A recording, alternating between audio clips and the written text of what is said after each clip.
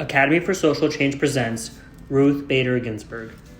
Women belong in all places where decisions are being made. As women achieve power, the barriers will fall. As society sees what women can do, as women see what women can do, there'll be more women out there doing things, and we'll all be better off for it. These famous words were spoken and embodied by Ruth Bader Ginsburg, an icon and hero of the gender equality movement in the United States. Ruth Bader Ginsburg, fondly known as RBG, was the second woman ever appointed to the Supreme Court and the first Jewish woman. Justice Ginsburg gained the affectionate nickname the Notorious RBG in response to her legacy of breaking barriers and silences in the Supreme Court, especially in defense of women's rights and social justice. RBG is an inspiration and a leader to many who fight for just equality. RBG was a steadfast dissenter who spoke out against gender discrimination and the disempowerment of women, especially when she was the only woman in the Supreme Court. She used her legal knowledge to reach her own conclusions and change the course of history by speaking up for justice, even when everyone else was remaining silent.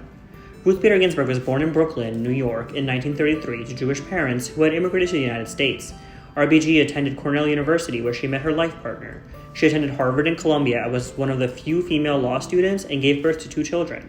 Despite graduating from Columbia at the top of her class, no law firm would hire her because she was a woman and mother of young children. After passionate advocacy from her law professors, RBG entered the legal profession as a law clerk, eventually becoming a professor at Rutgers Law School in 1963. At that time, she was among fewer than 20 other female law professors in the United States. RBG received tenure at Rutgers and later taught at Columbia Law School, where she was the first woman granted tenure. She also co-founded the Women's Rights Law Reporter, the first law journal to focus on women's rights, and co-authored the first law school textbook on sex discrimination cases. RBG had experienced gender discrimination firsthand and decided to use her legal excellence to drive social change. RBG joined the American Civil Liberties Union and, in 1972, co-founded the Women's Rights Project. As its director and primary legal representative, she won 5 Supreme Court cases and convinced the court that gender discrimination was unconstitutional for the first time in history. RBG's strategy of representing men in issues of gender equality successfully brought the court's attention to the severity of gender discrimination. For example, in 1975, RBG represented a male plaintiff whose wife had died during childbirth. The law stated that only widows, not widowers, were entitled to their spouse's Social Security survivor benefits because of the assumption that men were the breadwinners of the family. In this case, RBG's plaintiff, Weisenfeld, had made less money than his wife. She argued that this was gender discrimination and won the case with a unanimous vote from the court. RBG brought the issue of constitutional gender discrimination to the court in the landmark case Craig v. Boren in 1976. RBG represented a college-aged male plaintiff who was upset that women could buy beer at age 18 while men had to wait until age 21. Her argument that gender discrimination needed a higher degree of attention or scrutiny in the U.S. court system convinced the all-male panel of judges to change the drinking age to 21 for women and, more importantly, agree to take matters of gender inequality more seriously. Her work is why women are now protected by the Equal Protection Clause of the 14th Amendment. RBG was rewarded for her legal brilliance in 1980 when President Jimmy Carter appointed her to the U.S. Court of Appeals, and again in 1993 when President Bill Clinton appointed her as Supreme Court Justice. During her time on the Supreme Court bench, RBG wrote many famous dissents and opinions in landmark cases, especially in defense of women's rights. 3 years after joining the Supreme Court, RBG wrote the majority opinion in United States v. Virginia. The Virginia Military Institute had been an all-male school until 1996. When Justice Ginsburg led the court in ruling that the school had to accept women for admission.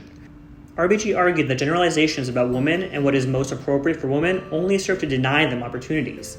RBG spent the rest of her life in the Supreme Court and remained a force of justice until her death in 2020.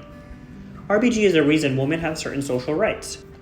Her legal advocacy gave women the right to open a bank account without a man, sign a mortgage without a man, serve on a jury, legally contest gender discrimination in employment, and work while pregnant or raising children. RBG envisioned a world where women like herself could dream and achieve freely. She advocated for gender equality in a profound sense, saying that women will have achieved true equality when men share with them the responsibility of bringing up the next generation. To imagine a world where women could shape society was a radical act, but RBG imagined and represented it. Despite being a renowned inspiration and icon, RBG was not interested in fame.